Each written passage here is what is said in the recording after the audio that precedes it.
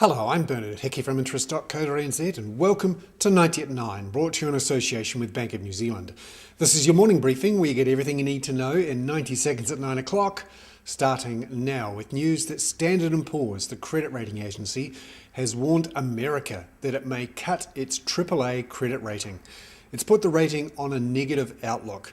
It says there's a risk America's politicians may not be able to fix its budget deficit situation. Remember, America is running a budget deficit of almost 11% of GDP and is borrowing close to $1.5 trillion a year. Now, the American politicians are trying to bring that budget deficit under control, but are struggling to make much progress. The Dow fell 1.4% on the news. Also, the FTSE, the UK stock index, was down 2.1%, and the DAX, the German stock index, was down 2.1% too. Now, this is because of some other issues. The euro fell sharply because there are more fears that Greece will have to restructure its debt. It again has too much debt and simply can't afford to repay it. The IMF apparently has recommended a restructure for Greek debt.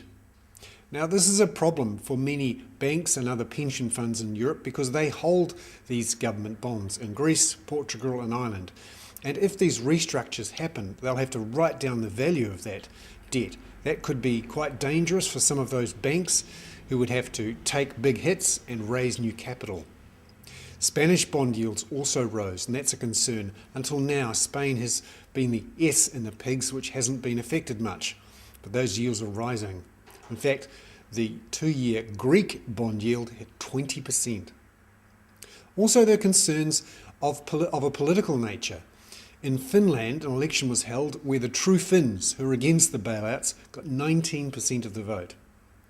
And as if to reinforce all of the turmoil on global markets, the gold price hit a record $1,496 an ounce, almost $1,500 an ounce overnight, up $10 an ounce.